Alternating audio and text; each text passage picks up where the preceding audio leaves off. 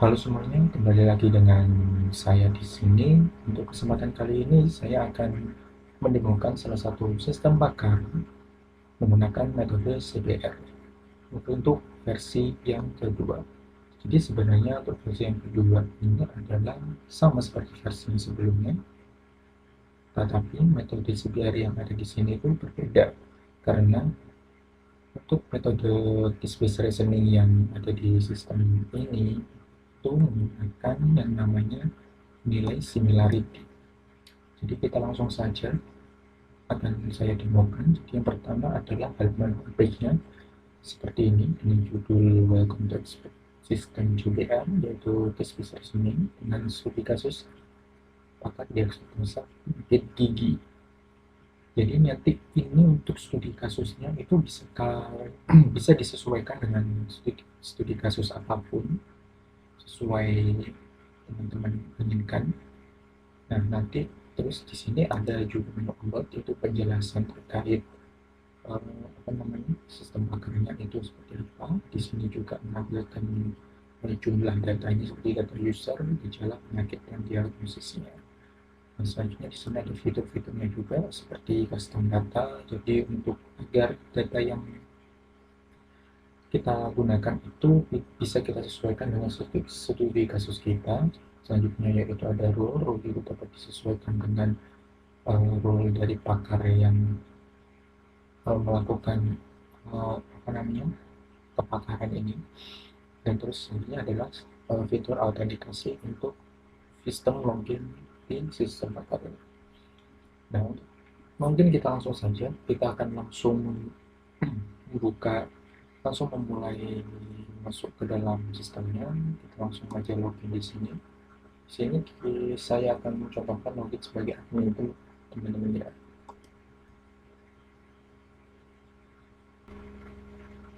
Nah, seperti ini untuk tampilan setelah login. Jadi setelah login kita akan masuk ke dalam sebuah halaman dashboard. Dan di halaman dashboard ini itu kita bisa melihat informasi seperti jumlah usernya, jumlah gejala, jumlah penyakit, dan diagnosanya. Nah, di sini ada data diagnosa. Jadi di sini ada riwayat diagnosa yang pernah dilakukan, uh, yang pernah apa itu melakukan diagnosa sistem bakar di sistem ini. Di sini juga ada chat juga. Dan selanjutnya di bagian menu selanjutnya terdapat tiga ya, tiga data, yaitu yang pertama evidence. Jadi evidence ini didefinisikan sebagai gejalanya, teman-teman. Dan di sini kita bisa melakukan tambah evidence-nya jika perlu. Di sini namanya apa, terus di sini bobotnya bisa kita edit, bisa kita tentukan. Nah, selanjutnya di sini kita juga bisa mengedit, tinggal kita klik tombol edit saja di sini. Selanjutnya kita bisa tombol edit ini, disesuaikan saja. Dan selanjutnya untuk menghapus gejalanya bisa kita hapus seperti ini. Kalau misalnya ini dihapus. Nah, selanjutnya kita ke menu hipotesis. Di bagian menu hipotesis ini terdapat adalah didefinisikan sebagai penyakitnya, teman-teman. Nah, di penyakitnya di sini ada itu data penyakitnya. Di sini kita bisa juga tambahkan seperti ini. Kita gunakan namanya, deskripsi, dan solusi. Selanjutnya waktu kita bisa juga tambahkan kita bisa juga melakukan edit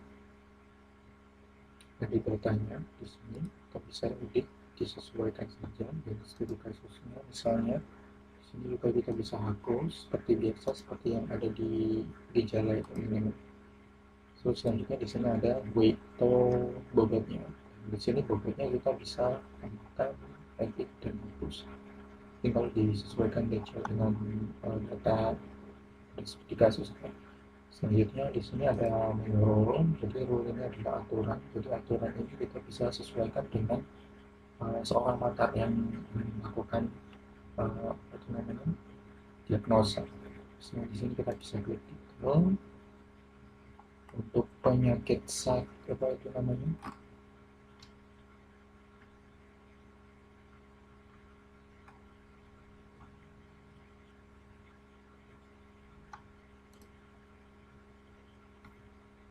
Di sini misalnya kita contohkan di sini laporannya itu bisa saja dari pasien yang sudah melakukan paket di sini. Jadi ini nanti masuknya ke Reus. Jadi kalau Reus itu nanti akan dihitung sebagai nanti masuk ke dalam perhitungan JPR-nya. Di sini kita bisa lakukan, di sini kita bisa tentukan ini status first Reus atau reverse. Kalau dia Reus itu nanti bakal digunakan, kalau reverse nanti dia bakal masuk ke data sementara, jadi tidak masuk ke perhitungan JPR-nya nanti.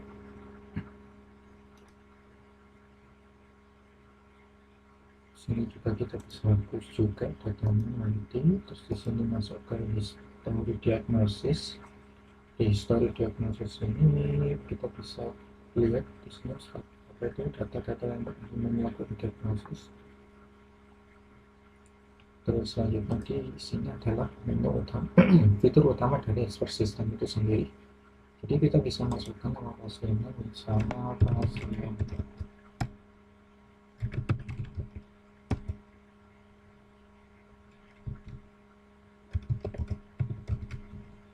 seperti ini ya. Di sini kita bisa diskusikan ini adalah pasien. Nah, di sini kita bisa pilih gejalanya itu apa saja. Misalnya saya pilih seperti ini ya teman-teman. Ini misalnya contoh saja ya. Seperti ini. Nah, nanti ketika ini sudah diisi semua, tinggal kita klik submit untuk melihat hasilnya. Dan hasilnya seperti ini. Jadi di sini kita bisa lihat kode diagnosisnya berapa, terus namanya siapa, deskripsinya apa, terus di sini gejala yang dipilih ya teman-teman.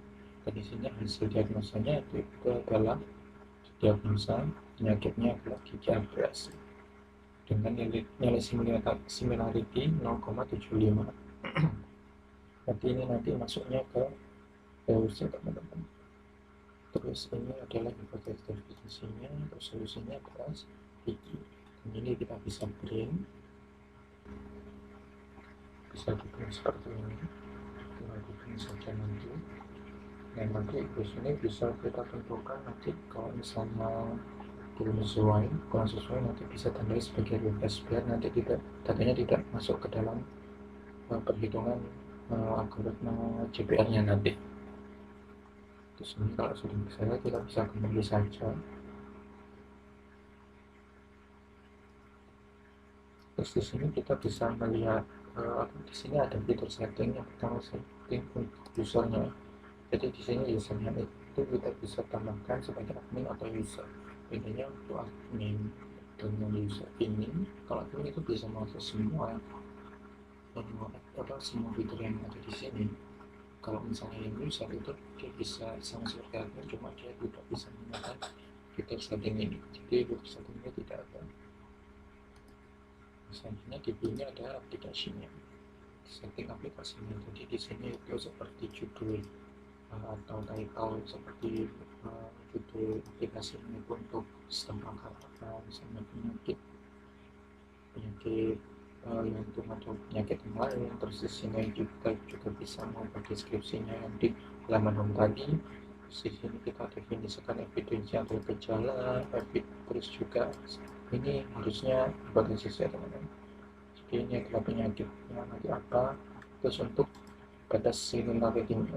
Jadi ini batas similarity itu untuk menentukan seberapa besar bobot nilai similarity itu masuk ke sebagai Reus atau revis, seperti itu teman-teman. Terus juga di sini kita bisa di sini saya login sebagai admin. Jadi kita kembali ke dashboard. Jadi kurang lebih seperti itu aja untuk demonya. Jika ada pertanyaan mungkin bisa ditanyakan di deskripsi. Terima kasih telah menonton video ini.